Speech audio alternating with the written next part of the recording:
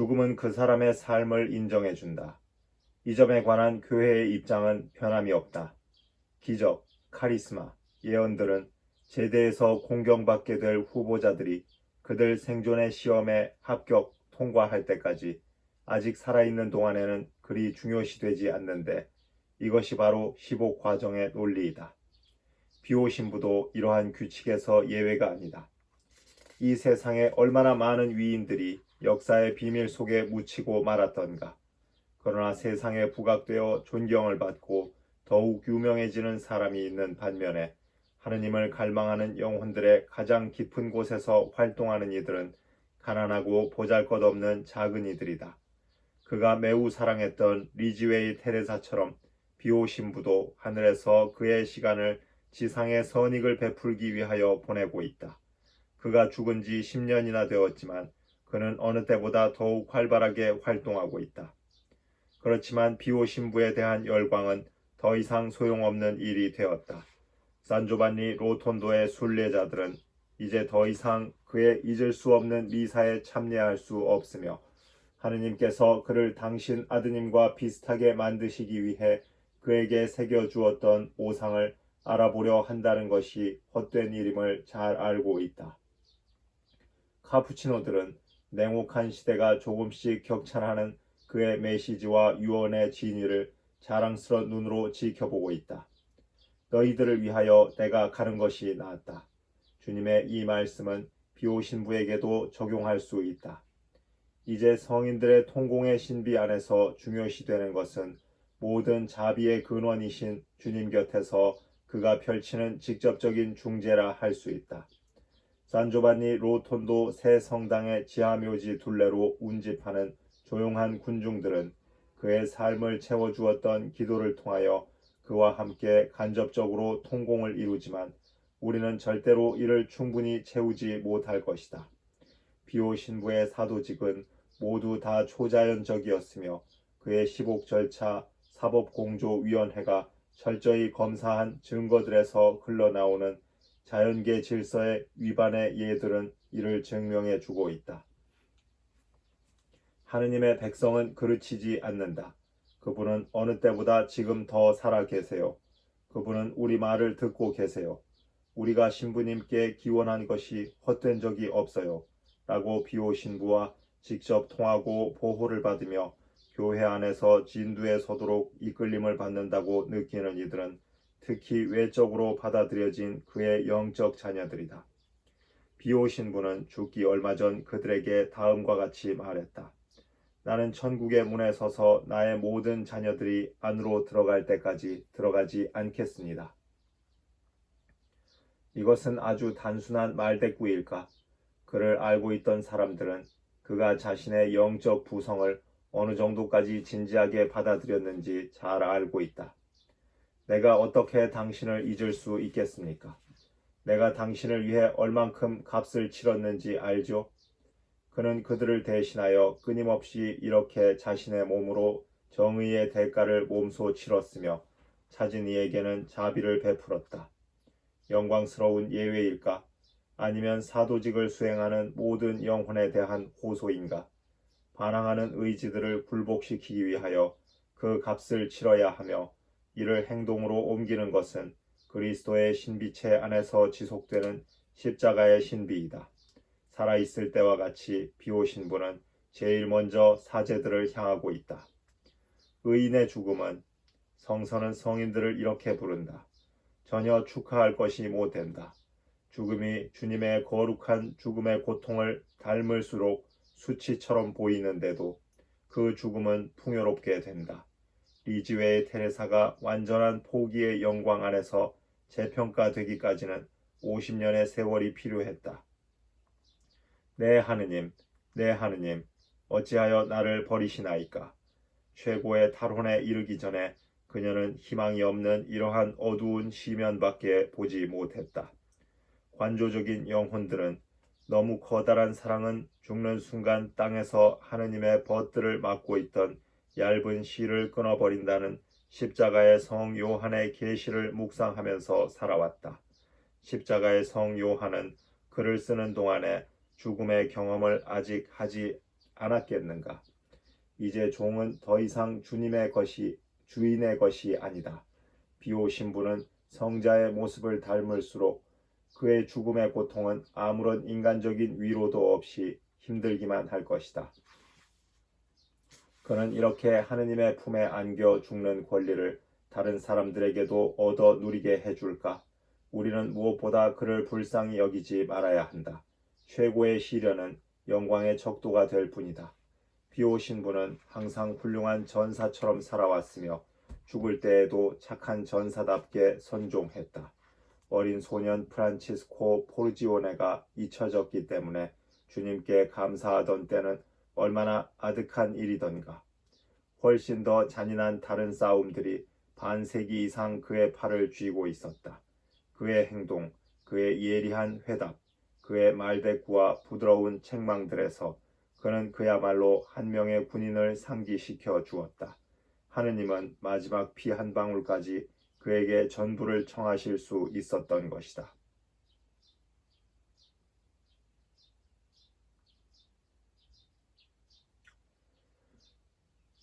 어느 프랑스 신부가 내게 해준 이야기이다. 서품 받은 지 얼마 안 되어 저는 산조반니 로톤도에 갔습니다. 저는 비오 신부님께 당신의 영적 아들로 삼아 달라고 청하였죠. 그러나 그분은 찬성하지만 제가 나쁜 인상을 주지 않도록 하십시오. 라고 대답하셨습니다. 조금 후 저는 고해소에서 직무에 빠져 몇 번이나 성무일도를 골했는지 그분께 말씀드렸습니다. 이에 대한 답으로 비오 신부님은 제 양뺨을 손바닥으로 내리치셨습니다. 그러면 당신은 가장 중요한 걸 골하는 거나 배우게 될 겁니다. 성무일도를 골하면서 당신이 교회를 갉아먹는다는 걸 모르십니까? 저는 이 가르침을 결코 잊지 못할 겁니다. 제2 신부는 이렇게 말을 끝마쳤다. 좀 생각해 보십시오. 손으로 맞으니까 저는 정말이지 아팠습니다. 그렇지만 그분은요, 그 뚫린 손들은요, 극렬한 고통 없이는 손대지도 못하면서 말입니다. 나이의 무게나 질병들이나 피로조차 그를 약하게 만들 수 없었으며 그는 웃음으로 자신의 커다란 허약함을 참고 숨길 줄 알았다. 한 동료가 그를 부축하면서 비오 신부님 조금 피곤해 보이시는데요 라고 말하자 그는 거친 태도로 멈추어 서서 그를 뚫어지게 바라보았다. 겨우 조금뿐이라고요? 몇 걸음 걷고 나서 다시 멈추어 선 그는 말을 탁탁 끊어서 천천히 말했다. 형제여, 나는 더 이상 할 수 없답니다. 죄인들에게 바쳐진 그의 엄격한 규칙 생활은 조금도 변함이 없었다. 오랫동안 새벽 미사를 드리는 것이나, 오랫동안 고해 성사를 주는 것이나, 오랫동안 드리는 저녁 기도 등 아무것도 변한 것은 없었다. 그는 형제인 당나귀에게 채찍질을 가하면서 걷게 했다. 그런데 만일 그가 반항했다면 그의 은총 상태가 남은 일을 마저 했던 것이다.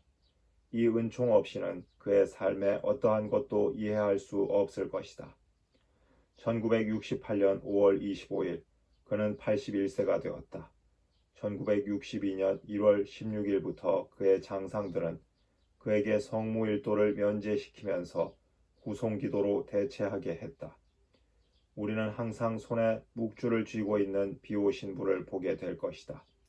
미사 드리는 동안 다리가 아파 서서 있을 수가 없었기에 공의회가 권하는 대로가 아닌 라틴어로 신자들 앞에서 앉은 채 미사를 드릴 수 있는 권한을 받았다. 그는 시력이 나빠 자기 나라 말 이탈리아어로 하는 전례 개혁에 적응할 수가 없었다. 군중들은 순수하나니 하느님의 백성은 비오 신부의 끝도 없는 미사 동안 전례의 거룩한 위엄 앞에서 불편함을 느낀 적이 결코 없었다. 누가 감히 확실히 이해했겠는가? 그가 서품 받던 날인 1910년 8월 10일부터 그는 성체의 희생 안에서 지속된 십자가의 신비를 항상 더 깊게 체험했다. 그것은 살아있는 하나의 미사가 된 것이다. 전 세계로부터 몰려드는 군중들은 어떠한 말들이 사용되더라도 이를 알아챈다. 한 프랑스 신부는 내게 말했다. 비오 신부님이 드리는 미사에 참여한 다음부터는 더 이상 그전과 같은 식으로 미사를 드릴 수가 없습니다. 1968년 3월 29일부터 그는 휠체어로밖에 움직이지 못했다. 고해성사 주는 것을 포기하기보다 고해실로 저를 옮겨 주었으면 합니다. 사람들이 그의 극도의 신중함을 나무랄 때면 다음과 같이 되풀이하면서 말을 받아 넘겼다. 보십시오. 저는 이기주의자라서 제 고통을 아무에게도 나누어 주고 싶지 않습니다. 저 혼자 고통당하고 싶습니다. 단 1시간만이라도 제 십자가 없이 지내려 한다면 저는 저 자신에게 아주 독한 질책을 하게 될 것이며 더 나아가 누군가 제게서 이를 없애려고 한다면 더욱더 심할 것입니다. 그의 동료 형제들은 너무나 짧았던 비오 신부와의 휴식과 그의 친밀감을 감동에 젖은 채 기억하고 있다. 죽기 얼마 전 그는 매일 밤 하던 것처럼 원장 신부의 강복을 받은 후 울기 시작했다. 제가 주님의 은총에 이렇게 형편없이 응답했고 성소의 선물에 대하여 주님께 충분히 감사드리지 못한 것에 대하여 주님께 용서를 청해 주십시오. 그러고는 공적으로 고해성사를 보았다. 저는 죄를 지었습니다. 저는 중죄를 지었습니다. 생각해 보십시오.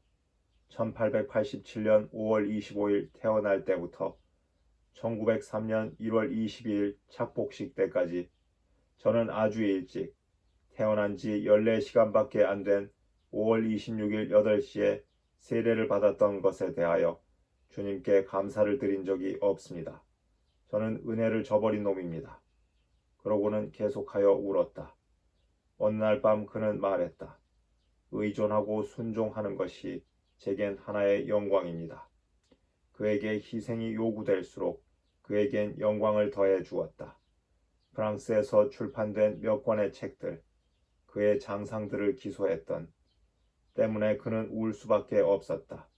미스 메리 파일은 자신의 마지막 편지들 가운데 하나를 나에게 털어놓았다. 작가들과 기자들은 선풍적으로 인기가 있는 사실들을 이야기하는 시합을 벌였다. 고통을 더는 집의 행정에 대한 신뢰의 남용과 같이 물질적인 차원에서의 사실들은 훨씬 잔인했다. 장상용으로 그의 고해소에 설치된 마이크 이야기처럼 1967년 2월 10일 비오 신부는 경솔한 사람들 손으로 넘어간 그의 지도자들 앞으로 온 편지들의 발행을 막아달라고 총장 신부에게 청원서를 보냈다. 수도회의 중재는 어떠한 결실도 얻어내지 못했다. 소송을 제기할 수밖에 없었지만 비오 신부도 장상들도 이 극도의 처방에 호소하려 들지 않았다. 그는 4시 30분 미사를 드리기 위하여 매일 아침 2시에 아니 그보다 더 일찍 일어날 때도 있다. 신부님, 2시간 반 동안 뭘 하시는 겁니까? 거룩한 미사를 준비합니다. 더 이상 질문할 수 없다는 것을 알았지만 누군가가 용기를 내어 다시 시도한다. 아니, 너무 이르다고 생각하지 않으세요? 그러자 비오 신부는 흥분한 목소리로 대답한다. 아들들이여, 우리가 거룩한 영성체를 준비하는데 너무 많은 시간이란 없습니다. 그러고는 다음과 같이 덧붙인다. 제가 오늘날 영성체를 고려한다면 저는 그날로 죽을 것입니다. 그는 호흡곤란과 함께 기관지 천식으로 고생하고 있었다. 그의 몇몇 친구들의 건강이 좋아진 것을 알자 다음과 같이 말했다. 여러분들은 모든 걸 다 여러분 어깨 위에 짊어지십시오. 다른 사람들 모두 건강하게 될 때까지 말입니다. 저는 아무것도 아닙니다. 1967년 말에 그의 고해성사 결산을 하게 되자 이 임무를 맡은 동료들이 엄밀하게 계산했다. 대략 여자 15,000명과 남자 10,000명이었다. 극도로 몸이 허약하여 전에 하던 일의 절반밖에 못하는 그를 생각해보자. 가끔씩 멀리에서 온 냉정한 그의 고해자들은 인내를 가지고 기다린다. 비오신부는 신문을 읽지 않지만 세상과 교회를 뒤흔드는 폭풍을 모르진 않았다. 모든 위대한 관상가들처럼 그는 사건들을 하느님의 전망 안에서 해석했다. 제2차 바티칸 공의회는 공의회를 우스갯거리로 축소시키려 했던 어두움의 세력들을 풀어놓았음에 틀림없었다. 그리고 그에게 편지 연락을 하는 셀 수도 없이 많은 사람들에게 응답하는 의무를 서기들에게 위임한 이 겸손한 수사는 편지를 쓰기 위해 그의 침묵을 거칠게 깬다. 누구에게 쓴단 말인가? 그는 죽기 11일 전에 바오로 6세 교황에게 편지를 썼다. 그 편지의 날짜는 1968년 9월 12일이다. 이때는 로마에서 카푸치네 국제총회가 그 회의를 끝맺는 시기이며 편지 내용은 비오 신부가 죽기 일주일 전 오세르바토레 로마노지에 실렸다. 이는 그의 유언의 가치를 지니고 있는 편지라 할 수 있다.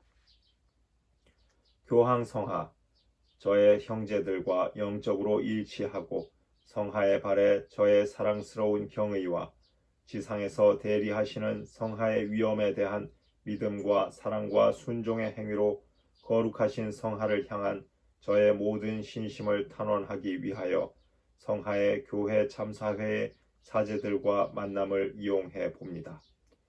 카푸친회는 교황청에 대한 사랑과 신의와 순종과 헌신에서 항상 첫째 자리에 있어 왔습니다.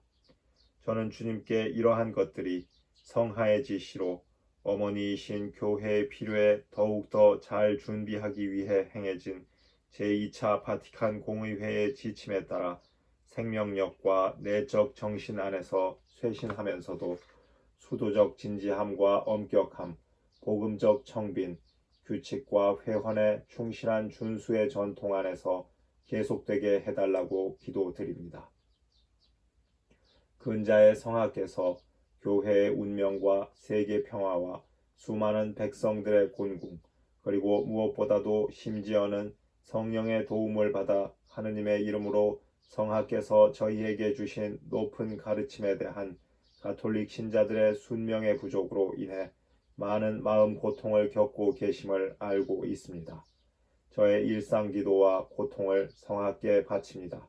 시간이 가도 결코 변함이 없는 영원한 진리를 수호하시면서 성하의 권리와 힘든 여정을 계속하기 위한 은총으로 성하를 위로해 주시도록 비록 보잘것없지만 당신 아들 중 제일 꼴찌의 진솔한 생각을 바칩니다. 그리고 또한 저의 영적 자녀들과 기도단체의 이름으로 마지막 교서에서처럼 성하께서 말씀하신 명확하고 확고한 말씀에 감사드리며 성하의 지침에 대한 저의 믿음과 순종을 다시 한번 확신하는 바입니다. 주님께서 진리의 승리, 당신 교회와 땅 위 백성들의 평화, 성하의 건강과 성공을 얻어주시어 이 지나가는 구름 사소한 논쟁들을 흩트려 버리고 모든 그리스도교 최고의 목자이신 성하의 사도직 활동 덕택으로 하느님 나라가 모든 마음 안에 승리를 거두어 주시기 바랍니다. 성하의 발 앞에 몸을 낮추어 제 동료 형제들과 제 영적 자녀들, 기도단체와 저의 환자들, 그리고 예수님의 이름 안에서 성하의 보호로 완수하고자 하는 모든 사업들과 함께 저를 강복해 주시기 바랍니다. 산조반니 로톤도 1968년 9월 12일 성하의 가장 비천한 아들 카푸치노 비오 신부. 언뜻 보면 판에 박은 듯한 표현들에다 어떠한 신비적인 비약도 전혀 보이지 않지만 이 말들은 모두 그 무게를 지니고 있다. 비오 신부는 닥쳐올 자신의 죽음을 예감한 것일까?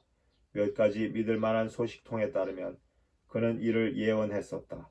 또 한 가지 이유는 최상의 노력으로 오래전부터 세상에 널리 퍼져가고 있는 자신의 유산인 기도단체와 이해 부족과 반대와 또 거짓 형제들의 공금 횡령 등에도 불구하고 그가 직접 생각해내고 건설했던 고통을 더는 집을 교황께 맡기기 위한 것이었다. 기묘하게도 이 두 가지의 경우에 비오 신부는 제2차 바티칸 공의회의 선각자임을 보여준다. 50년 동안 가르가노 산의 외딴 구석에서 숨어 산 이 카푸치노는 교회가 직면하고 있는 현대 세상이 겪고 있는 악에 대한 예리한 직관을 가지고 있다. 그 악이란 바로 하느님께 대한 죄와 영적 무질서인데, 이에 대한 유일한 구제책은 사랑이신 하느님께 대한 자유스럽고 제한 없는 믿음이다.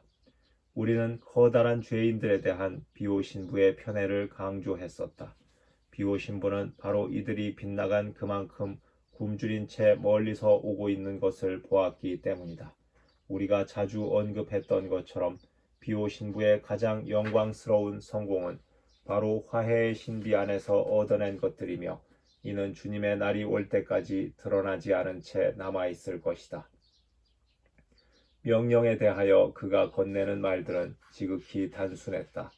즉, 얼마나 많은 희생이 요구되든지 그리스도의 신비체인 교회 안에 살아계시는 주 그리스도께 대한 순명은 베드로의 후계자가 이를 대신한다는 것이다. 그는 성청이 그에게서 고해성사와 공적인 미사를 금했던 가장 심했던 시련의 순간에 이 영웅적인 순명을 증명해 보였다. 오늘날 우리가 근원을 잘 알고 있는 그 대담한 조치에 대하여 그는 한 번도 반항한 적이 없었던 것이다. 그가 자신의 자녀들에게 요구하는 것을 그는 내적 반항에 대한 조금의 그림자도 없는 완전한 포기의 정신 안에서 이미 실천했던 것이다. 고통으로부터 정화된 그의 시선은 멈추지 않고 자신을 박해하는 이들을 통하여 더 많은 열매를 거두도록 하기 위해 쉬지 않고 당신 포도나무 가지치기를 하시는 주님을 알아보았다. 한편 순명을 거스르도록 그를 쉬지 않고 유혹하는 악령과의 싸움에서 하느님께 아니오라고 거절하는 온갖 죄의 근원을 구별할 수 있었다. 교회를 뒤흔드는 위기에 직면하여 그는 유일한 구제책을 제시하는데, 그것은 바로 순명이다. 초자연적인 순명은 교회의 가르침을 통하여 하느님께 예라고 대답한다. 바로 여기에서 눈뜬 소경인 우리에게 하느님에 대한 감각을 되돌려주는 기도의 중요성이 강조되는 것이다. 우리는 비오 신부의 사후에 이 명령의 말에 대한 적용을 보게 될 것이다. 이 비중을 모두 드러내기 위하여 우리는 그의 죽음을 살펴보자. 그의 동료 수사들이 모두 동의하듯이 처음부터 비오 신부는 공의회를 알고 있었다. 이 회의의 중요성과 또 피할 수 없고 논쟁의 여지가 없는 위험을 이해하기 위하여 대중매체가 필요하지는 않았다. 개혁에 완강한 저항을 하는 것은 분명히 그가 아니었을 것이다. 그는 활동하시는 하느님의 성령을 바라보지만 또한 하느님께서는 당신 사랑의 계획을 실현하기 위하여 자유로운 사람, 곧 당신께 예라고 대답하는 사람들이 필요하다는 것을 알고 있었다. 비오 신부는 하느님께 예라고 말하는 것을 멈춘 적이 결코 없었다.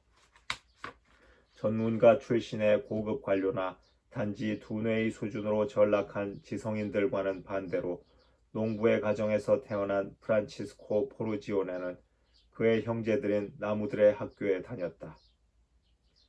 교회도 역시 꽃을 새로 피우기 위하여 봄이면 새로운 수액이 나와 새싹을 움트게 할 수 있도록 가을이면 꽃이 지고 낙엽이 떨어지는 가지 많은 거대한 나무와 같다. 그러나 이런 것은 단지 한 계절의 문제일 뿐이며 세속적인 삶의 몇 가지 요소에 관한 문제일 뿐이다. 이 81세의 노인은 교회의 영원한 청춘으로 살아간다. 그러나 그는 자신의 여정의 마지막에 와 있음을 느끼고 있다. 다르소의 바오로처럼 그도 역시 영원을 향하여 매 순간순간을 살아왔던 것이다. 지병에도 불구하고 그는 결코 자신을 아끼지 않으며 완전히 무기력한 때에도 고해성사 주는 것을 빠뜨리지 않았다. 나는 일해야 합니다. 라고 그는 조금 쉬라고 권하는 동료 수사들에게 대답했으며 그들은 다음과 같이 나무랐다. 내게서 시간을 뺏어가지 마십시오. 아주 엄격한 시간표에 따라 그는 자신의 고해소의 문을 잠근다. 그리고 그 앞에는 끝도 없는 고해자들이 항상 대기 중이다. 다행히도 그의 생의 마지막 순간에 소파 위에서 헐떡이면서 보냈던 그의 밤들만큼은 아무도 통제할 수 없었다. 1968년 9월 비오 신부는 주님께서 그의 영광과 모욕을 위하여 그에게 장식해 주었던 오상을 받은 지 50주년이 되는 기념식을 아주 절친한 사람들과 함께 기념했다. 그는 영적 자녀들에게 너무 소란 떠는 것을 허락하지 않았을 것이다. 1968년에는 726명이었으며 약 20개 국가에 6만 8천 명의 회원이 있는 기도단체는 9월 22일 산조반니 로톤도에서 국제대회를 열기로 했다. 즉 일석이조를 노린 것이다. 그 당시만 해도 꽤 많았던 호텔들은 모두 습격을 당한 꼴이 되었다. 수많은 순례자들이 밖에서 자거나 기도하면서 깨어 있었다. 성당은 말 그대로 핏빛 도는 진홍빛 장미들로 가득 찼다. 비오 신부가 약 50년 전 성흔을 받았던 구 성당의 합창석에 있는 오래된 십자가도 역시 그러했다. 밤이 되자 횃불 횡렬이 있었으며 거대한 군중이 수도원 주변을 에워쌌고 큰 목소리로 비오 신부님 만세를 외쳐댔다. 엄청난 불꽃들이 그 존경과 감사의 날을 장식해 주었다. 다음 날 아침 비오 신부는 동료 수사들에게 왜 어젯밤에 그리 떠들어댔습니까? 라고 천진난만하게 물어보았다. 9월 21일 비오 신부는 심한 천식으로 고생했다. 마치 숨이 막히는 것 같았으며 옆에 있던 사람들은 모두 걱정했다. 미사를 집전할 수 없던 그에게 동료들은 성체를 모셔다 주었다. 그의 귀에 대고 용기를 내십시오. 내일은 기도단체의 국제대회가 있을 겁니다. 힘을 내셔야 합니다. 그리고 내일은 신부님 오상 받은 지 50주년 되는 날이에요. 라고 속삭이는 원장 신부의 손을 거세게 잡으면서 말했다. 무슨 축제라고요? 아니 이렇게 야단이니 저는 어디라도 도망치고 싶습니다. 그러나 막상 연단에 선 그는 커다란 흰 손수건을 사방으로 흔들면서 열광적인 군중들을 강복했다. 다음 날인 1968년 9월 22일 비오 신부는 평상시처럼 새벽 5시에 평일 미사를 집전하고 싶어 했다. 그러나 원장 신부는 성가와 함께하는 장엄 미사를 거행하도록 만류했으며 비오 신부는 다시 한번 그대로 순명했다. 갑작스레 구성된 봉사단은 열광적인 군중들을 막느라 진땀을 흘리고 있었다. 비오 신부는 초인적인 힘으로 버티는 것 같았으며 군중들이 보는 가운데 제 의실로 다시 들어가는 순간 땅바닥에 넘어지고 말았다. 그리고 다시 부축을 받아 휠체어를 타고 거의 죽은 사람처럼 창백한 얼굴로 제 의실에 도착했다. 사람들 사이를 지나가면서 그는 잘 들리지 않는 부드러운 목소리로 내 자녀들이여, 내 자녀들이여 라고 반복하며 그들에게 강복해 주었다. 그것은 아무도 생각할 수 없었던 작별이었던 것이다. 평상시와는 달리 그는 10시 30분 미사 전에 군중들에게 인사를 하고 강복을 주기 위해 창가에 나타났다. 아무도 그가 정오 전에 나타나리라 기대하지 않았기에 사람들은 기쁨에 넘쳐 환호의 소리를 질렀다. 비오 신부는 계속하여 손수건을 흔들었다. 그는 다시 한번 그의 자녀들을 강복하기 위하여 일어나려고 했다. 그는 마지막 강복의 자세를 취하기 위해 팔을 들려고 애써 보았다. 그가 마치 다른 세상에서 온 사람처럼 극도로 창백하여 유령처럼 하얗다고 그를 본 사람들은 분명하게 말했다. 밤이 되자 그는 다시 한번 그의 창문 앞에 모인 인간 홍수에게 응답하면서 잠시 나타나 평소보다 더 오랫동안 손수건을 흔들었다. 그러자 사람들은 신부님 고맙습니다. 안녕히 주무세요.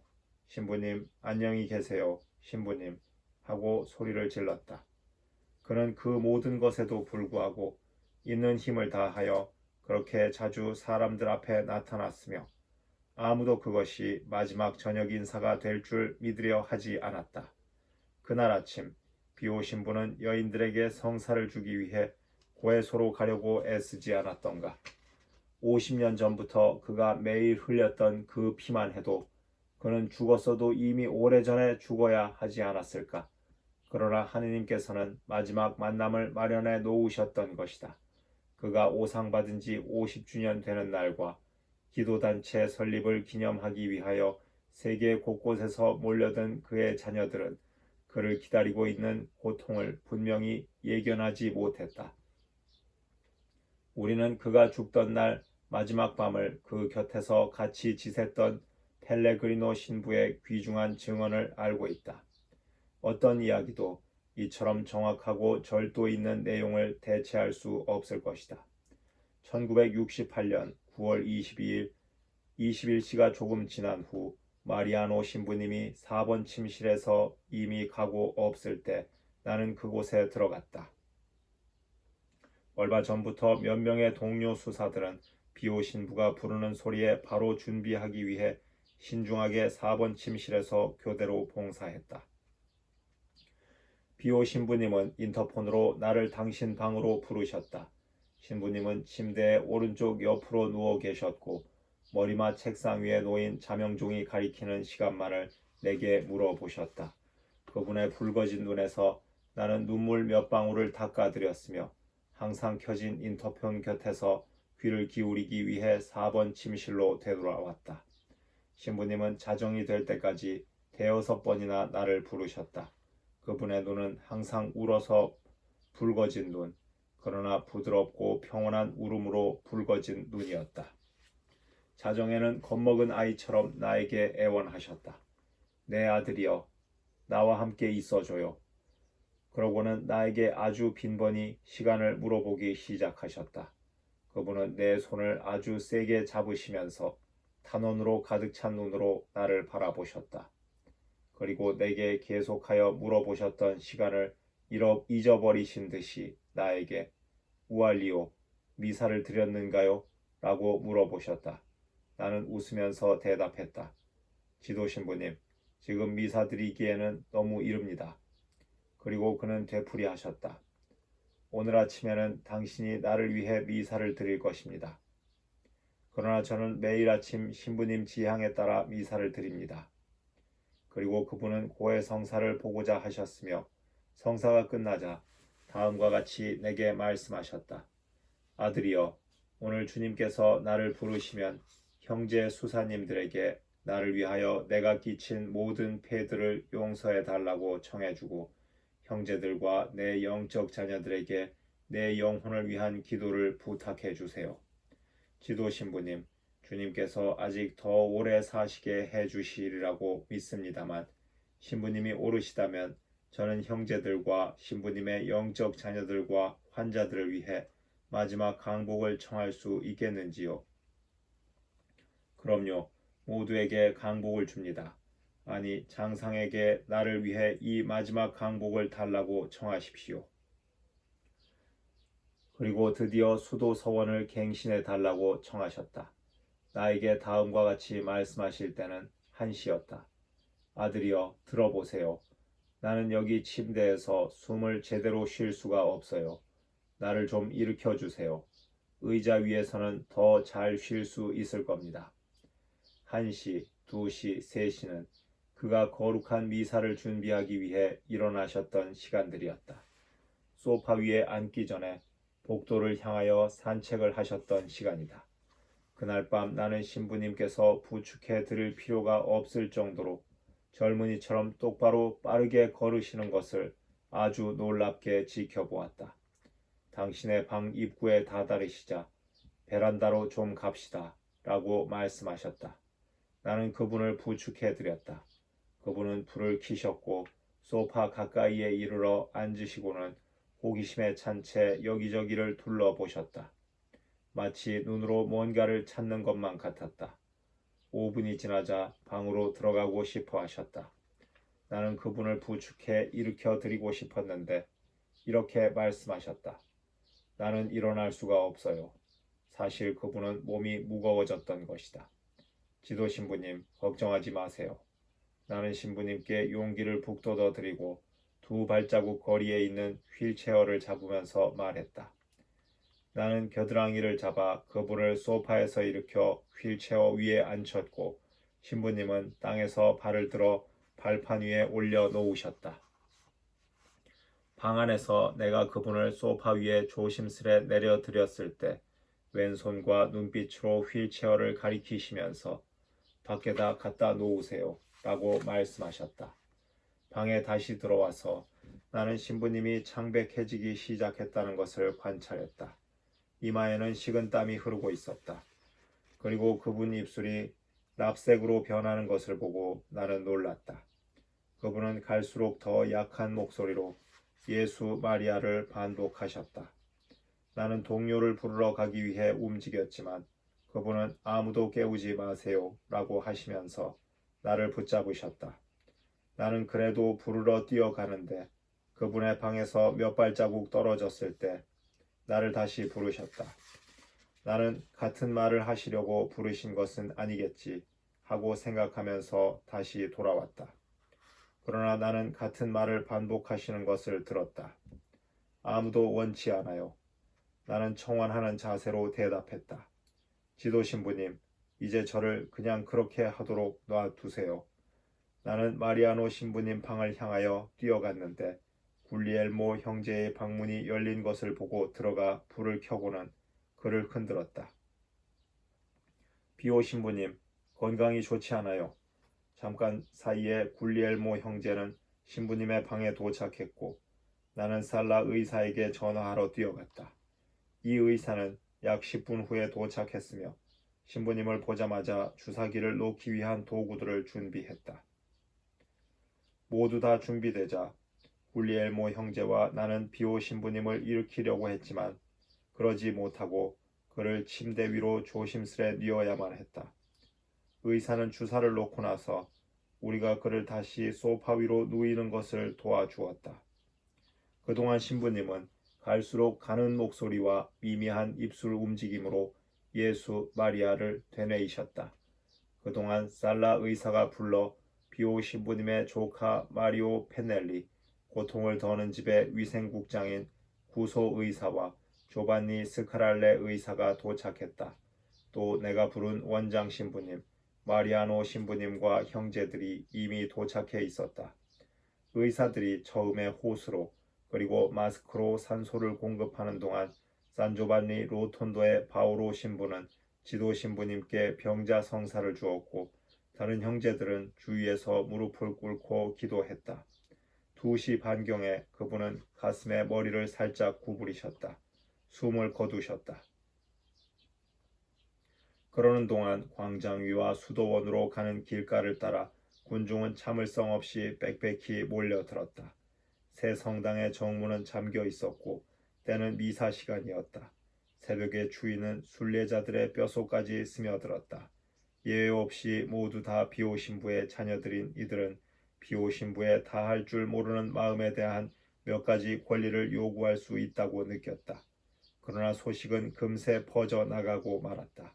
자신의 스승 예수의 모습에 고통을 받은 그 가슴은 이제 더 이상 뛰지 않는다. 여러 곳에서 급히 명령을 받은 사람들은 군중들을 막으려고 애를 썼다. 당황하여 어쩔 줄을 모르다가 냉정해졌지만 전혀 절망하지 않는 비오 신부의 자녀들은 우리 자매인 죽음에 드리는 막가진 존경을 배웠던 것이다. 이 세상에서는 결코 씌어지지 않을 책이 한 권 있는데 그것은 죽음의 문을 뛰어넘어 이 수많은 순례자들 한 사람 한 사람을 한 번의 영원한 자녀로 삼았던 사람과 결합시켜주는 관계에 대한 책이다. 비오 신부가 아버지라고 불리게 되었던 것은 정말이지 장난이 아니다. 성 바오로처럼 그는 분만의 고통을 알았으며 죄인에게 그 실체를 돌려주기 위해 죄인을 숨차게 만드는 가면으로부터 벗어나게 하는 데 드는 고통을 알았었다. 마지막으로 이 모두의 아버지의 껍데기 유해를 울고 있는 군중에게 넘겨줄 필요가 있었다. 그러나 그처럼 가혹한 고통에도 불구하고 어떠한 난폭 행위나 절망도 없었다. 그분은 제게 항상 계세요. 라고 한 여인은 낮은 목소리로 말했다. 죽음의 순간부터 비오 신부는 감각의 현실을 넘어 직접 영혼들에게 다가오는 이 결정적인 현존을 시작했다. 성인들의 생존은 바로 현존의 신비이다. 그렇다고 이러한 사실이 아직 그를 보고 그의 손과 발과 수단과 두건에 마지막으로 입맞추고 싶어하는 것을 막지는 않았다. 소식은 몇 시간 안에 전 세계에 퍼져나갔다. 비행기와 기차나 자동차를 타고 그의 멀리 떨어진 자녀들이 몰려들기 시작했다. 입관하려는 순간 비오 신부의 동료들은 아연실색하고 말았다. 더 이상 오상의 흔적이 없는 것이었다. 50년 동안 그렇게 종종 시험받았던 피나고 열린 상처 자리에는 재빨리 떨어져 나간 부드러운 외피만 남아 있었다. 상처 자리의 피부는 갓난아기의 피부와 같이 매끄러웠다. 이들 중에는 당혹스러워하거나 바로 충격을 받은 사람들도 있었다. 이를 군중들에게 보여주기 위해 비오 신부에게 그가 쓰던 것과 같은 양말과 반절짜리 모직 장갑을 다시 끼워 놓았다. 그러나 그를 치료했고 수년 전부터 그를 잘 알던 의사들은 더욱더 어찌할 바를 몰랐다. 시체의 상처들을 아물게 할 수는 없지 않은가. 그리고 상처의 내부에서조차 여기저기 있던 찔린 상처가 더 이상 없었다. 무분별하고 잦은 시험이 그를 그토록 고통스럽게 했던 곳들 말이다. 그들은 오상의 현상과 같이 정말이지 기적적인 이러한 현상에 대한 설명을 찾으려 했으나 허사였다고 한 의사는 내게 말했다. 나는 이를 부인하는 것과는 달리 하느님께서는 당신 제자에게 새겨주었던 그 상처를 이번만은 인정하시고자 했다는 느낌이 들었다. 십자가 위에 그리스도처럼 비오 신부도 마지막 피 한 방울까지 흘리고자 했던 것이다. 그는 한 방울 한 방울씩 흘리면서 서서히 죽어갔던 것이다. 사실 그는 죽은 다음에 침대보처럼 하얗게 되었다. 아름답고 빛나는 형언할 수 없는 평화이지만 밀랍처럼 창백하고 투명하며 빛을 발했다. 증인들은 그 반투명한 육체의 인상을 표현해내지 못했다. 8시 30분에 드디어 성당문은 열리게 되었다. 몇 시간 전부터 기다리던 군중은 그곳으로 몰려들었다. 모두들 관 가까이에 가서 그를 보고 마지막으로 만져보며 하늘의 심부름을 부탁하고 그들의 말을 들려주고 싶어 했다. 사방에서 불려들어 새로 도착한 사람들은 순례자들과 합류했다. 그들은 자신의 신분을 밝히지 않았지만 확실한 국적을 보면 많은 사람들이 캐나다, 미국, 브라질, 아르헨티나 등지에서 비행기를 타고 산조반니 로톤도에 급히 오기 위해 만사를 제쳐놓고 왔다는 것을 알 수 있다. 행렬은 끊어지기보다는 계속 길어갔다. 23시경에 카푸치노들은 성당문을 닫으려고 했으나 허사였다. 사람들의 압력으로 다시 열 수밖에 없었다. 그들은 서너 시간 전부터 기다리던 사람들이었다. 질서를 잡기 위해 파견된 경찰들은 너무 지친 나머지 계속 서로 교대했다. 혼란을 일으키지 않게 하는 것보다는 그 모든 군중을 한 방향으로 줄을 서게 하고 새로 도착한 사람들에게 상황을 설명하는 등 외국인들을 도울 필요가 있었던 것이다. 9월 26일 19시에 장례식이 거행되었다.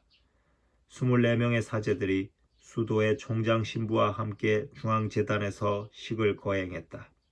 장례식 강론 후에는 바오로 6세 교황의 추도문을 읽었으며 수도원장은 모두에게 비오 신부의 마지막 강복을 전해 주었다.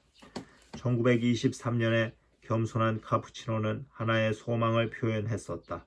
어느 날 그의 유해가 내 기도 안에 존재하는 이 너그러운 백성에 대한 특별한 사랑의 표시로 이 땅의 작은 조용한 모퉁이에서 쉴 수 있게 되기를 바랐던 것이다. 그의 소망은 이루어졌다. 산조반니 로톤도의 지하 성당 안에는 소홀하게 다룬 적이 없이 항상 꽃들로 뒤덮인 무덤이 있다. 이곳은 비오 신부의 수많은 자녀들의 만남의 장소이며 무엇보다도 영적인 은총의 장소이다. 사람들을 끌어들이는 구원의 중심 장소가 된 가르가노 산의 이 외딴 모퉁이로부터 항상 비오 신부에게 청하는 기도들의 정확한 요구들에 따라서는 아닐지라도 자신들의 기도를 들어주지 않았다고 느끼면서 떠나는 사람은 아무도 없었다. 우리는 다음과 같은 말을 멈추지 않고 강조해왔다. 즉 그의 불가해한 계획들 안에서 하느님 뜻에 따르는 것, 길을 가로막고 절망케 하는 십자가를 받아들이는 것, 가능한 한 비오 신부의 사업을 이어나가는 것, 이 모든 것은 암을 낫게 하는 것보다 훨씬 더 위대한 기적이라 할 수 있다. 비오 신부는 죽은 뒤 교회를 돕도록 자신의 영적 자녀들을 동원시키는 데에 전념한다고 말할 수 있을 것이다. 우리는 이제 빠른 시선으로 그의 유산을 가까이에서 검토해 보기로 하자. 전 세계를 휩쓴 기도단체는 갈수록 비탄에 잠긴 교황들의 호소에 대한 응답으로 사랑으로 점화된 그의 마음으로부터 태동했다. 우리 시대의 가장 큰 불행들 가운데 하나이며 재난들의 참된 근원은 하느님을 망각하는 것이다. 이제 기도는 하느님께 호소하며 결속들을 이루어낸다. 비오 신부의 사업의 독창성은 바로 그의 커다란 기민함에 있다. 그것은 규칙들이나 계획들도 아니며 단지 복음에서 따온 것이다. 1966년 5월 5일 비오 신부는 이처럼 자신의 생각을 명확히 했다. 여러분은 여러분의 목자들과 영적 지도자들의 안내에 따라 기도하기 위해 그리고 형제적 사랑을 서로 나누기 위해 모일 때마다 사람들 사이에서 그리스도 자신이 현존하시는 믿음과 사랑의 난로들이 되십시오. 비오 신부의 기도단체의 독창성은 교회에 대한 직접적인 의존, 온갖 이탈과 돌발적인 것과 무분별함을 피하기 위한 필요 불가결한 조건으로 사제의 존재, 교회의 지향과 일치하는 비오 신부의 지향들에 따른 묵주기도, 제2차 바티칸 공의회의 전례개혁에 완전히 충실하게 거행되는 미사, 그리고 하느님께 감사드리는 것 안에 있다. 원하는 사람과 할 수 있는 사람은 오십시오. 비오 신부의 영적 자녀들의 존재는 불길처럼 번져간다. 겉으로 보아서는 보잘것없는 방법들로 교회의 커다란 고통을 감소시키려는 것은 제일 먼저 성직자이고 무엇보다 성직자인 이 사제가 사후에 펼치는 사도직이다. 그는 다음과 같이 제한 없는 유일한 명령 한마디를 남겼다. 지역교회 당국이 기도단체를 승인하지 않는다면 한 가지 해결책이 가능한데 그것은 불평하거나 비난하지 않고 즉각 순종하는 것입니다. 교회는 우리의 어머니이며 우리는 이에 무조건적으로 순명해야 합니다. 우리는 이 책의 여러 면에서 비오 신부가 교회 측으로부터 고통을 겪어야만 했다는 것을 숨기지 않았다.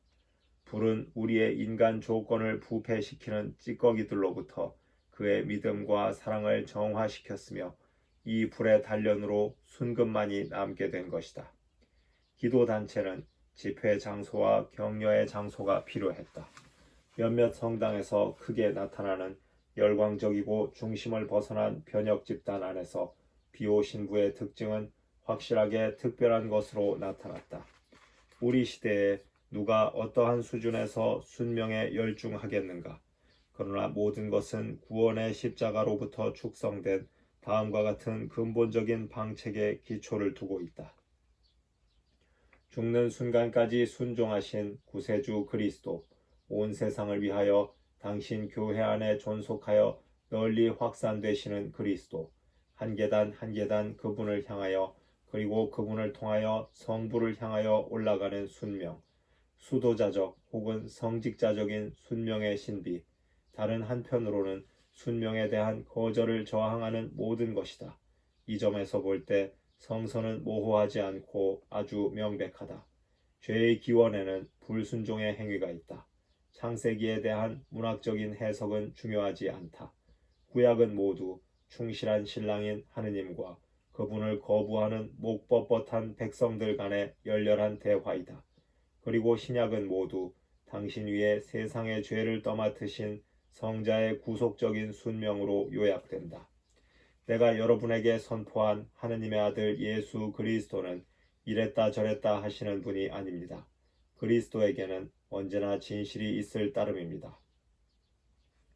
동서양 교회의 많은 교부들은 이러한 방법으로 증언하고 있다.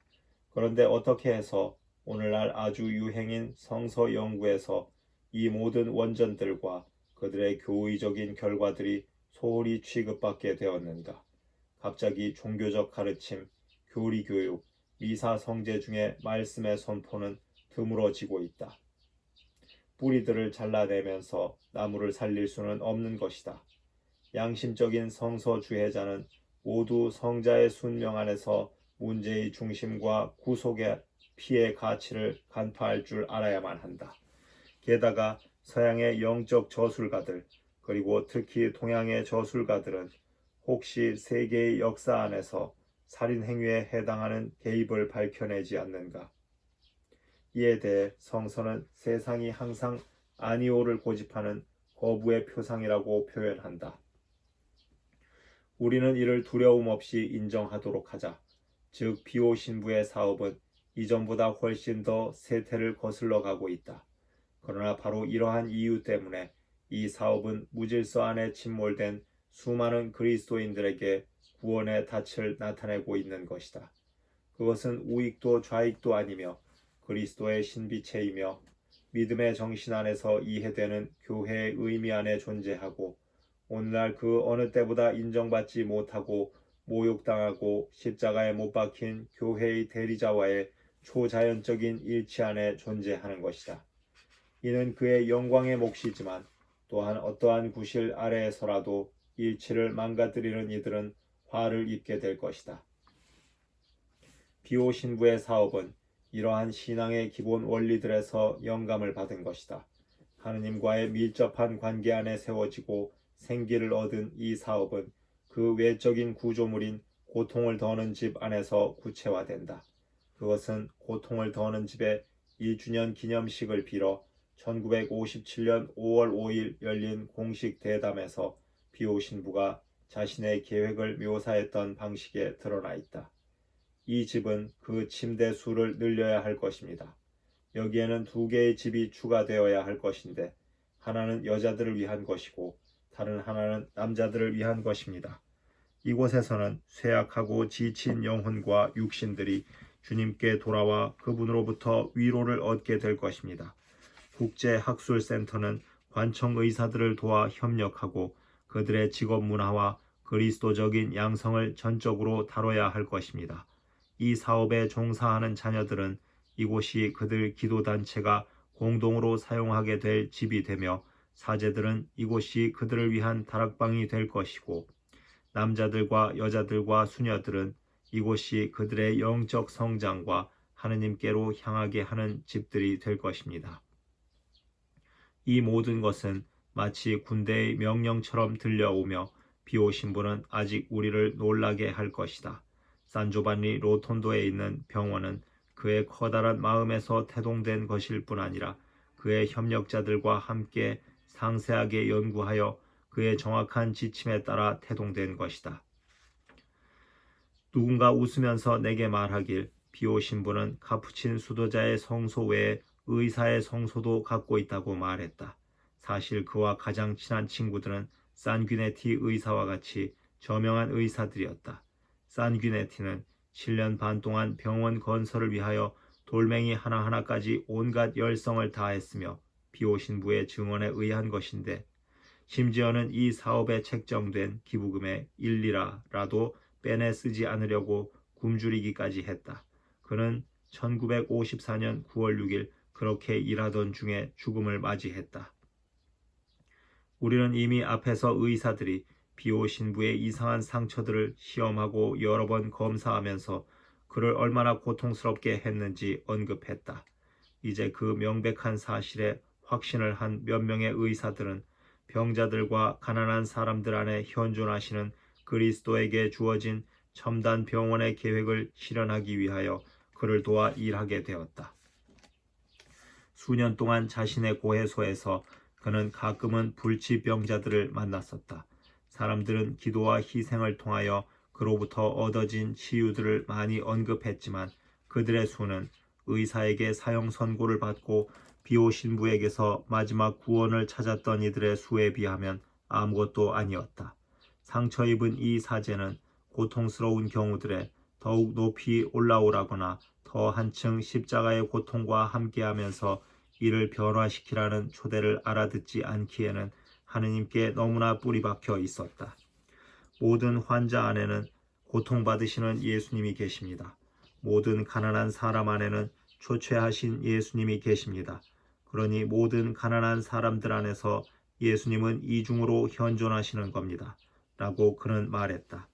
이 사업은 비오 신부는 1957년 성청에 보내는 편지에 이렇게 적었다. 하느님의 사랑을 영혼들에게 전해주고 애덕의 호소를 통하여 이들을 이러한 사랑으로 양성시키어 사람들이 사도적 가르침과 그 지상 대리자의 주의 깊은 배려로 인도되어 십자가의 예수님 안에서 사랑으로 하나의 양떼처럼 다시 만나게 하려는 것입니다.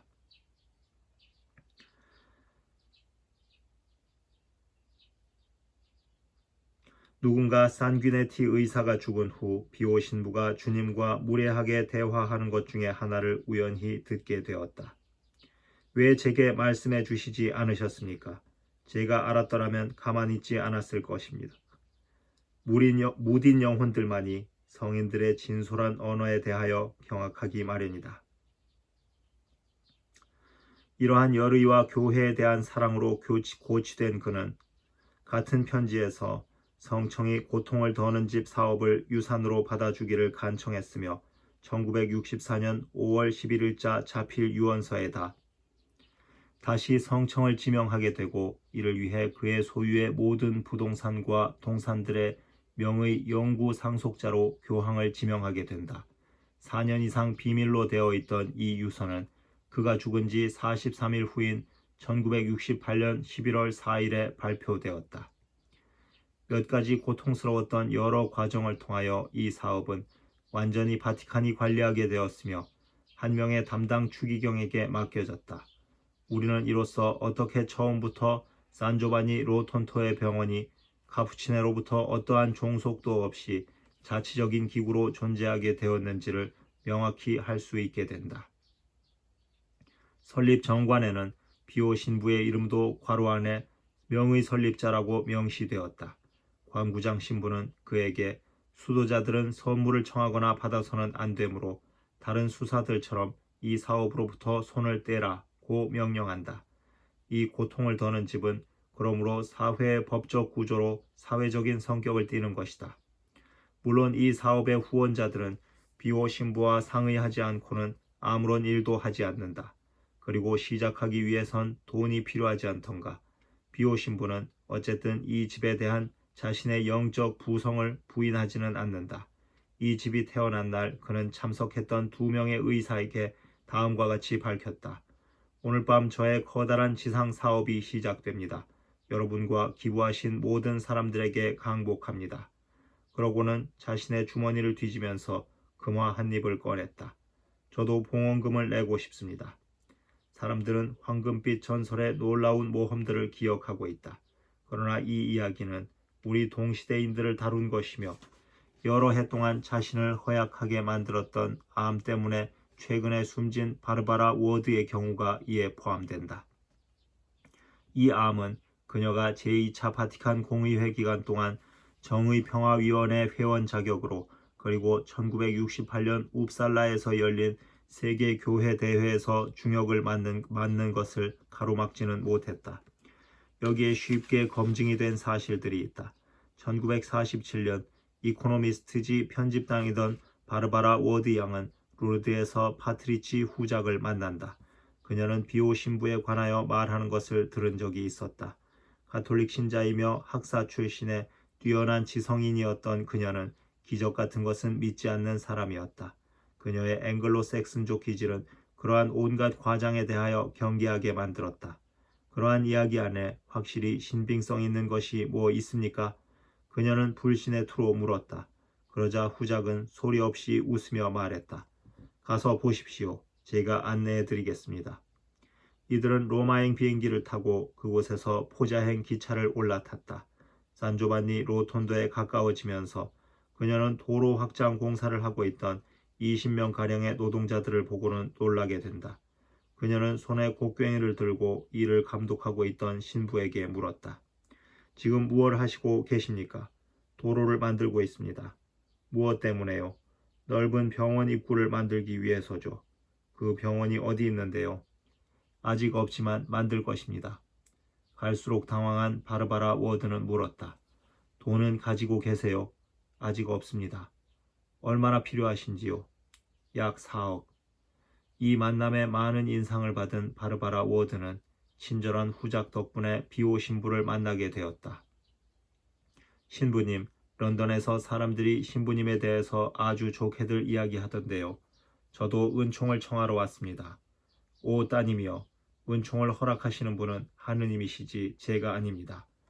보세요. 저는 가톨릭 신자이고 제 약혼자는 개신교도입니다. 저는 그이가 가톨릭으로 개종했으면 합니다. 주님께서 원하신다면 개종할 겁니다. 그런데 언제 이 일이 일어날까요, 신부님? 주님께서 원하신다면 지금 이 순간에도 가능합니다. 바르바라 워드는 이 회피하는 애매한 대답들을 아주 높이 사지 않았다. 그런데 그녀가 런던으로 다시 돌아가 약혼자인 잭슨 장교를 만났을 때 눈에 띄게 감동해 있는 그를 발견했다. 당신에게 아주 엄청난 소식을 전해야겠어. 갑자기 나의 모든 어려움들이 해결됐어. 나는 이제 가톨릭 신자야. 어떻게 한순간에 내가 이렇게 바뀌었는지 도무지 이해할 수가 없어. 바르바라는 이 변화의 날짜와 시간을 알게 되었다. 이때는 바로 비오 신부와 짤막하게 대화한 날에 바로 그 시간이었다. 이제 당신은 그분에게 감사드려야 해요. 그런데 보세요. 그들은 병원을 짓고 있는데 4억이 필요해요. UNRA의 전무이사였던 약혼자는 머리에 아주 확실한 계획을 가지고 산조반니 로톤도에 갔다. 비오 신부의 손에 입을 맞춘 뒤 반절 장갑 아래에서 상처받은 부분을 아주 잘 느꼈다. 그에게 말했다. 병원 때문에 돈이 필요하시다는 것을 알고 있습니다. 이 돈은 피오렐로 라 과르디아의 이름으로 청구하십시오. 그러면 그 나머지는 제가 해결하겠습니다. 얼마 전에 죽은 포자 출신인 피오렐로 라 과르디아는 UNRA의 회장이었다.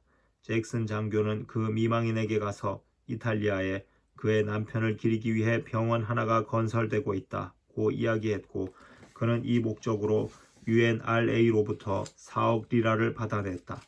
아주 감동된 라 과르디아 부인은 즉시 이탈리아 수상인 데 가스페리에게 감사의 전보를 보냈다. 데 가스페리는 그러한 큰 사업이 관할기관의 허가 없이 착수된 것에 대해 놀라움을 표시하면서 포자의 병원 업무를 감독하게 했다. 의장은 포자에 급히 내려가 도로를 정돈하고 있던 노동자들에게 불시에 찾아와 위협적인 어투로 물었다. 누가 여러분에게 이 병원 건설 허가를 주었습니까? 기겁을 한 노동자들은 그들을 도와주고 있는 신부에게 이를 알리러 뛰어갔다. 페피노 신부님, 도와주십시오. 우리를 잡아가려 해요. 세상에, 무엇 때문에 말입니까? 우리가 그들 허가 없이 병원을 만든다고 그럽니다. 페피노 신부는 정부 대리인에게 다가가 약간 흥분된 목소리로 물었다. 병원, 고아원이나 성당 하나가 문제라고 한다면 당신은 거기에 대해서 알고 계시는 게 있습니까? 우리는 병원 하나를 위하여 비오 신부님에게 4억 리라의 돈이 제공되었다는 걸 알고 있습니다. 정말입니까? 그럼요. 저는 바로 이 일을 확실하게 밝히기 위해 이곳으로 파견되었습니다. 자, 그러면 저를 따라오십시오. 그러고는 그를 비오 신부에게 데리고 갔다. 신부님, 그러나 보사부에 계획과 안을 제출하셔야 합니다. 걱정하지 마십시오. 이 문제는 제가 생각하겠습니다. 비오 신부는 이렇게 대답하고는 다음과 같이 정확한 명령과 함께 페피노 신부를 로마에 보냈다. 무엇보다 돈을 구하기 전에는 돌아오지 마십시오. 이처럼 서둘러서 개막식을 한 고통을 더하는 집은 사방에서 흘러들어온 기증과 기부금 덕분으로 버섯처럼 자라났다. 비오 신부는 아주 큰 것을 생각했던 것이다. 혹시 처음부터 구급 헬리콥터의 착륙을 위한 옥상이 예상되지는 않았을까? 그 계획 책임자들이 가끔씩 돈이 다 떨어지게 되었을 때 비오 신부는 그들을 다음처럼 나무랐다. 자, 그러면 아들들이여, 주님의 섭리는 어디에다 둘까요? 그리고 상황은 항상 제때에 해결되었다. 사람들이 가끔씩 병원 서비스 조식에 지나친 사치에 대해 비난을 했지만 비오 신부는 이에 유감을 표명했다. 우리는 가난한 환자 안에서 주 그리스도님을 맞아들인다는 걸 모르십니까? 성 가밀로 데 렐리스가 환자 안에 고통받으시는 예수님이 계신다면 환자가 고통받는 곳은 바로 하나의 감실입니다. 라고 한 말은 바로 비오 신부의 말이 될 수 있을 것이다. 한 미국인 의사는 이 설명을 듣고 눈물을 흘리면서 떠나갔다. 그리스도께서 모든 환자 안에 계신다면, 우리 그리스도인들이 이를 안다면, 우리 의사들이, 그는 개신교 신자인 PD 자이트 교수였다. 비오 신부의 오른팔이며 모스카토 의사, 최근에 복자로 선언됨, 와 맞댈 만한 대기업 경영자 산귀네티 의사는 이런 감정이 충만한 사람이었다. 그는 한 기사에서 다음과 같이 기록하고 있다. 허약한 우리의 모든 형제들 개개인은 주 그리스도님의 손님입니다. 이 병원에 들어오는 사람들은 누구든지 착한 사마리아 사람, 나 환자를 얼싸안는 성 프란치스코, 혐오스러운 환자에게 봉사하는 성 가밀로 데 렐리스를 발견하게 될 것입니다. 고통을 더는 집은 무엇보다 당당히 사랑의 집이 될 것입니다. 이 병원은 1956년 5월 5일 축성되었으며 가장 큰 성공 중의 하나는 국제 관상동맥 심포지움이었다. 심포지움이 끝나자 모두 비오 신부에게 인사하러 찾아갔다. 수많은 저명 인사들에게 전혀 위축되지 않은 신부는 가르가노에 사는 자신의 농부들을 바라보는 그런 사랑 어린 시선으로 이들을 바라보았다. 그들이 몇 마디 해달라는 제안에 마치 자기 자신과 이야기하는 것처럼 낮은 목소리로 말했다. 제가 여러분께 무슨 말을 할 수 있겠습니까? 저처럼 여러분 역시 사명을 완수하러 이 세상에 있습니다. 이를 완수하도록 노력하십시오. 저는 여러분에게 권리만 찾는 이 시대의 의무를 말하는 것입니다.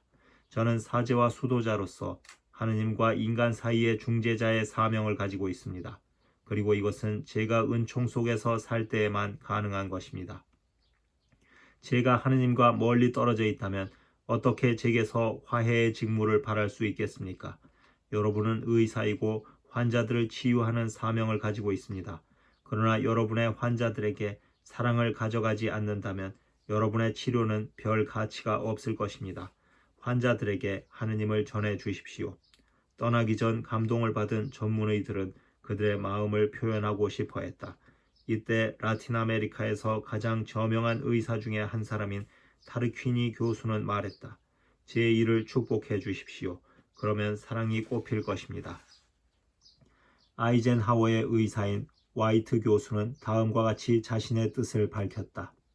저는 비오 신부님의 사업에 대한 찬미의 마음을 가지고 미국으로 돌아왔습니다. 그 병원에서는 세상 다른 어느 곳과는 달리 영혼과 병과의 관계, 곧 정신병리학을 공부할 수 있었습니다. 비오 신부는 이 용어를 들어보지도 못했겠지만 사실 자신의 병원에서는 몸과 영혼을 돌본다. 유럽 심장병학회의 회장인 영국인 에반스 W. 교수는 다음과 같이 확언했다. 저에겐 가장 즐거운 주말이었습니다. 비오 신부님 고맙습니다. 그 병원은 전 인류에게 봉사하면서 자기 희생 정신에 대한 멋진 예라 할 수 있는 착한 사마리아 사람의 비유에 대한 구체적인 사파입니다. 하느님께서 이 사업을 축복해 주시길 바랍니다. 미국인 O.H. 완겐스틴 교수는 다음과 같은 말로 인사를 했다. 이 모든 일들이 다 아름답습니다. 아니 놀랍기만 합니다. 저는 단지 비오 신부님이 세상에 한 분밖에 안 계시다는 것이 유감스러울 뿐입니다. 정말이지 그런 신부님이 더 안 계시다는 것이 유감일 따름입니다. 라이몬디 교수가 이 글을 착한 이탈리아 사람이라고 번역하자 비오 신부는 손으로 얼굴을 가리더니 웃음을 터뜨렸다. 하느님께서 우리를 이런 일에서 해방시켜 주시길. 그렇지 않으면 우린 정말 불쌍한 사람이 되고 말 겁니다. 완게스틴 교수는 대회가 종료되고 나서 교황을 아련하는 날 자신의 그런 유일한 유감을 직접 말씀드렸다. 그러자 교황은 웃더니 장중한 어투로 하느님께서 우리에게 거룩한 사제들을 많이 보내주시길 바랍니다. 라고 응답했다. 전 세계에 흩어져 있는 기도단체, 비오 신부가 임종하던 해인 1968년에 회원만 해도 6만 8천 명이 되었다. 는 비오 신부의 병원 사업에 긴밀하게 연결되어 있으며 이들에겐 이 사업을 사랑해야 할 의무가 있다. 의사들에게는 무엇보다도 천국의 메시지를 향하게 한다. 즉 영혼을 돌보지 않으면서 육체를 돌보고 정신과 육체의 균형에 있어 가장 중요한 역할을 하는 영적 요소를 소홀히 하는 것은 의사의 성소를 어기는 것이다.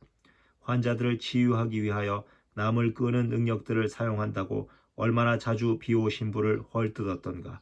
사실 그는 구세주 성자의 순명 안에 변모된 자신의 십자가를 받아들이면서 하느님의 마음에 자신의 힘을 내맡겼던 것이다. 그의 주된 걱정은 고통이 구원의 은행에 사용되게끔 하기 위해 온갖 고통을 최대한 이용하고 봉헌하고 변화시키는 것이었다. 고통을 더는 집은 무엇보다도 의사들에게 맡겨진 그의 가장 소중한 유산이다. 환자의 인격을 억압하고 간과하는 위험이 도사리는 악화된 전문화의 시대에 이들은 아주 다급한 호소에 응답하여 영혼 없이 남으려 하는 세상에 봉사하려는 것이다.